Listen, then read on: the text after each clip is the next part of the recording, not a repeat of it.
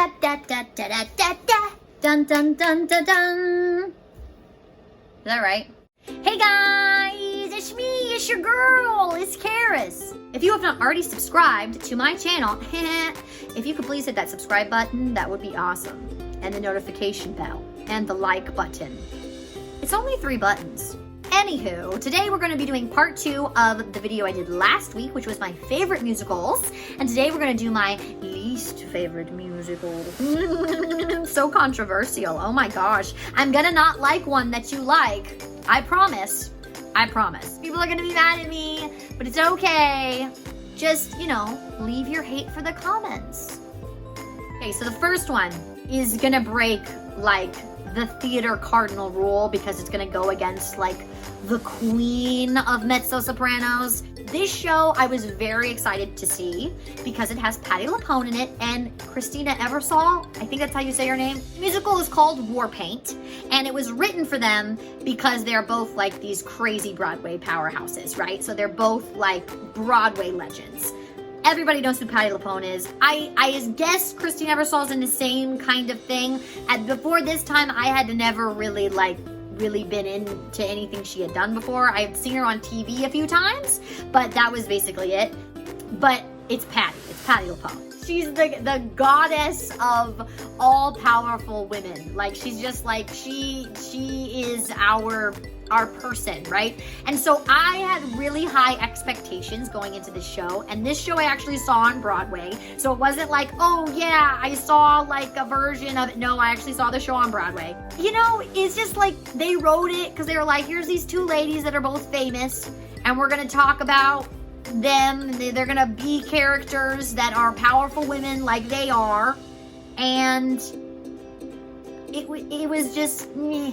Patti LuPone is in this giant bed for the entire time because I guess she's sick of something, and we're just there were no stakes. They're competing, I guess, for something, and then Revlon gets involved, but you just don't really care. I saw the Scarlet Pimpernel in it though. The guy that plays Scarlet Pimpernel, I don't know what his name is either. Again, don't know actor names, but I do know Patti LuPone, and she was fantastic. She was amazing. She was Patti LuPone, but I did not care about the plot at all. I was just okay, makeup ladies. This next one, no one is gonna be surprised. This one is Cats. And I know no one is surprised by this. What I always describe Cats as is Andrew Lloyd Webber's acid dream. Sitting down to write, took some acid, what is it? You take a pill or you lick a stamp or something, whatever it is that you do to do acid, I don't know. Then a cat came up to him and he was like, yes, I love you so much. I'm gonna make a musical about you guys. That's what he decided he was gonna do. And so, I don't care about a cat society. I don't care about cats running around talking about being cats or singing about being cats. I don't care about that. There's literally a cat that's the head of the cats, and then there's a cat that's the pretty cat, and there's a cat that's the one that gets into trouble, and then there's the bad guy cat. And I'm just no, I don't care, Mr. Mistopheles. I don't care. Anyway, I don't care. If you want to see people in leotards jumping around, dancing, and pretending to be cats for 2.5 hours, some people I guess would enjoy that. I'm a good fan. So next up is Oklahoma, where the wind goes even now. I saw a film production of it with Hugh Jackman in it, and I want it to be awesome because it's got Hugh Jackman in it. No. And I listened to the cast recording several times. I know everybody's all crazy about the revival and everything. To be honest with you, I haven't listened to the revival, but the original show is a snoozer. It's a snooze fest. You know what I'm saying? My next one is also another Andrew Lloyd Webber. I wonder if anybody can guess it. Pause it and post in the comments if you can guess what it is, because this is the weirdest musical that has ever existed in the entire world, and I will give you an explanation of what it is about after I tell you what it is, because it's so freaking weird.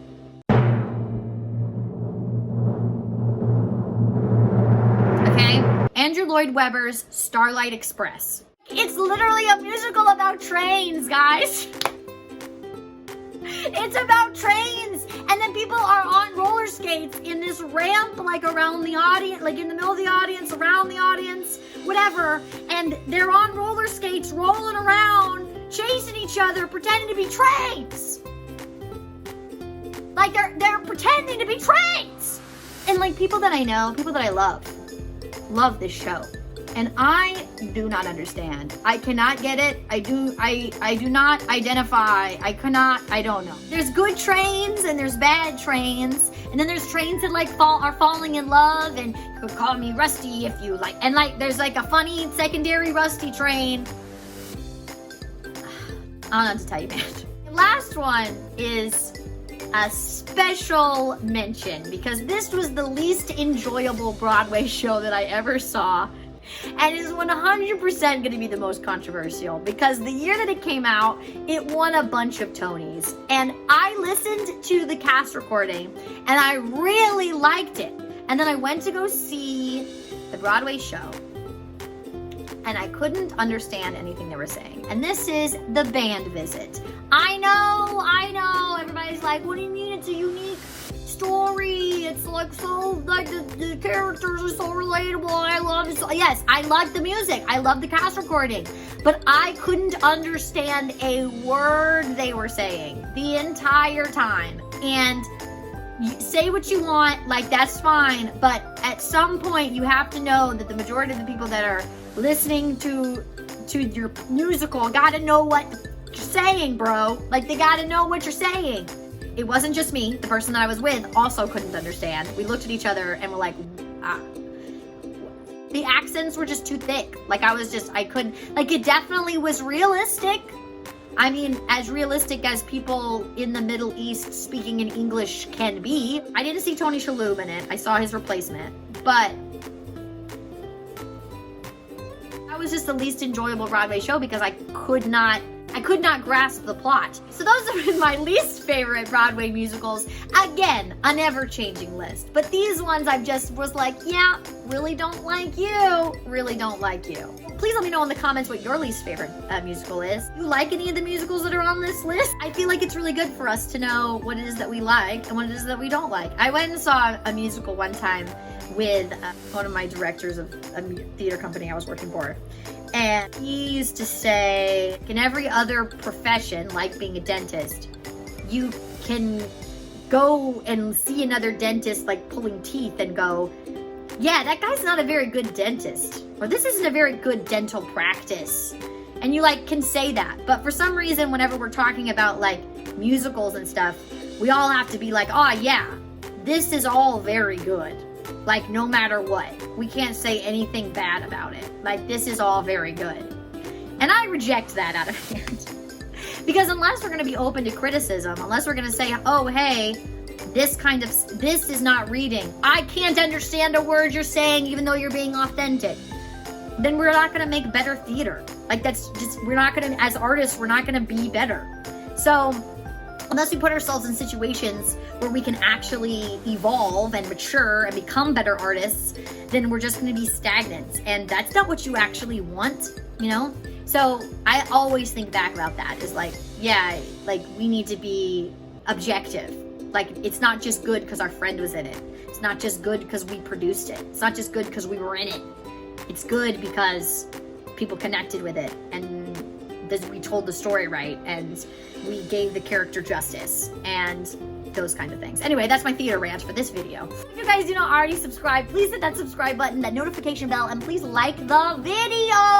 Only 3 buttons. Super simple. So I hope that you guys have a wonderful morning, noon, or night, wherever it is that you are in the world. You're loved by me. I will see you later, alligator.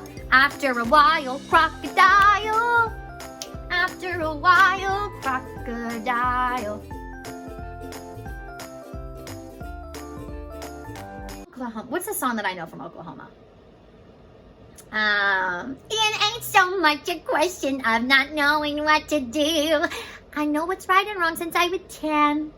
I heard a lot of stories, and I reckon they are true, about how girls are put upon by men. Now I know I mustn't fall into the pit, but when I'm with a feller, I forget.